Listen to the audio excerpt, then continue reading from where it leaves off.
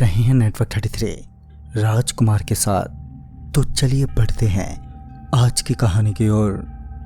दोस्तों, अंकित ने मुझे सुबह ही फ़ोन करके खबर कर दी थी कि वो रात की गाड़ी से मोहम्मदपुर पहुंच रहा है और समय पर स्टेशन पहुंच जाना।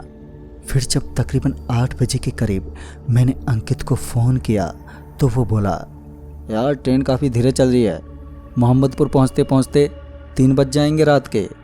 इस पर मैंने कहा, ठीक है, जब तू पहुंचने वाला होगा ना तो कॉल कर देना मेरे को, मैं तुझे लेने निकल जाऊंगा। इसके बाद तकरीबन 1 बजे के करीब मुझे अंकित का फ़ोन आया। मेरे फ़ोन उठाते ही अंकित ने कहा, यार मैं पहुंच गया हूं, तू आ जा, मगर मोहम्मदपुर नहीं, राका स्टेशन, क्योंकि यहाँ से तेरा घर करीबी है ना। इस पर मैंने कहा, अरे यार तू वहाँ क्यों उतरा, तुझे पता नहीं है वहाँ रात को कोई आता जाता नहीं है। तो इस पर वो बोला, तू बेमतलब में परेशान हो रहा है, जल्दी पहुँच, मैं यहीं वेट कर रहा हूँ तेरा। ये बोलकर अंकित ने फ़ोन रख दिया। उसके फ़ोन रखते ही मैं कार्तिक के साथ स्टेशन के लिए निकल गया। स्टेशन पहुँचते ही हम दोनों ने अंकित को ढूंढना शुरू कर दिया, मगर अंकित स्टेशन पर कहीं नहीं दिखा। फिर जब उसे कॉल किया तो उसका फ़ोन स्विच ऑफ था। मैं और कार्तिक स्टेशन पर ढूंढते हुए आवाज़ दे रहे थे कि मेरी नज़र स्टेशन के अंत पर लगे बेंच पर बैठे कुछ लोगों पर गई। और फिर जब मैं उनके पास पहुंचा तो पता चला कि वो 3 लोग हैं, मियाँ बीबी और एक छोटा बच्चा। तभी मैं उन्हें टोकते हुए बोला, क्या आपने एक लंबे चौड़े गोरे लड़के को देखा यहाँ पर? वो अभी कुछ ही देर पहले ही ट्रेन से उतरा था। इस पर उन तीनों में से किसी ने कुछ नहीं कहा।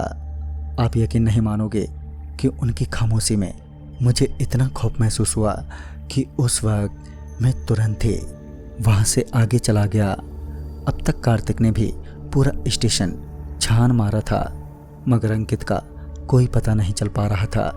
तभी कार्तिक ने मेरे पीछे इशारा करते हुए कहा, चल यार उनसे पूछते हैं अंकित के बारे में।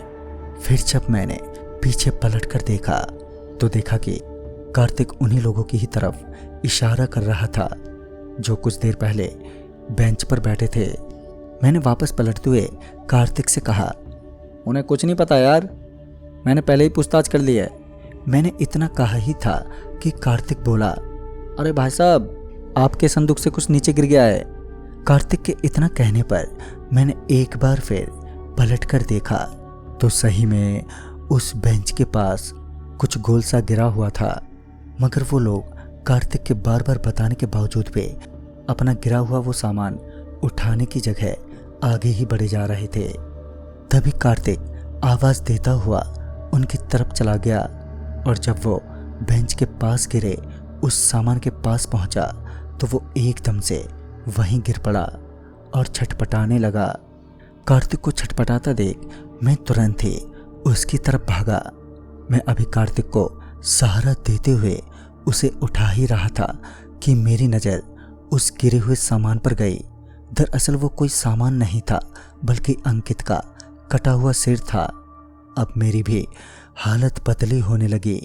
मैंने कार्तिक से कहा, कार्तिक जल्दी निकल यहाँ से। अभी मैंने इतना कहा ही था कि वही 3 जने हमारी तरफ पलटे। उन तीनों का चेहरा बड़ा ही भयानक था और उनके चेहरों पर खून लगा हुआ था। तभी उनका संदूक उनके हाथ से छूटकर नीचे गिर पड़ा और संदूक के गिरते ही उसमें से बहुत सारे कटे हाथ पैर और सिर प्लेटफार्म पर बिखर गए। वो तीनों हमारी तरफ बढ़ ही रहे थे कि तभी हमें किसी ने आवाज़ देते हुए कहा, अरे जल्दी से यहाँ आ जाओ। फिर जब हम दोनों ने उस तरफ देखा तो पाया कि वो स्टेशन मास्टर है जो हमें पुकार रहा था। हम दोनों तुरंत ही उसकी तरफ भागे और स्टेशन मास्टर के कमरे में घुसते ही स्टेशन मास्टर ने कमरे का दरवाज़ा बंद कर दिया। कमरे के अंदर यानी ऑफिस में तुरंत बहुत से भगवानों की मूर्तियां थीं और एक ज्योत भी जल रही थी। उस स्टेशन मास्टर ने कहा कि अभी खतरा टला नहीं है, 4 बजे से पहले यहाँ से निकलना मौत के मुंह में जाने के बराबर होगा। फिर बाद में स्टेशन मास्टर ने बताया कि कुछ देर पहले एक लंबे चौड़े लड़के को इन्हीं 3 प्रेतों ने मार डाला।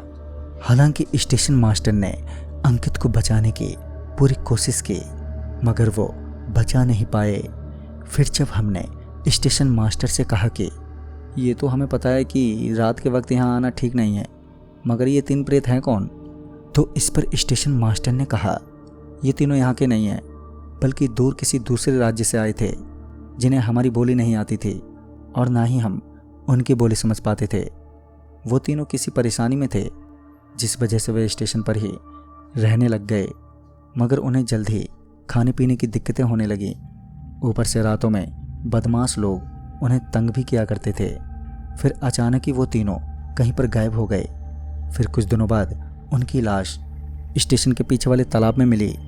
कहते हैं कि स्थानीय लोगों ने उन तीनों को इंसानों का मांस खाते हुए देख लिया था, जिससे स्थानीय लोगों को लगा कि ये तीनों आदमखोर हैं और इसी कारण उन तीनों को मार दिया गया। मगर उन तीनों के मरने के बाद पता चला कि वो इंसानों का नहीं, बल्कि जानवरों को मजबूरन मारकर खा रहे थे।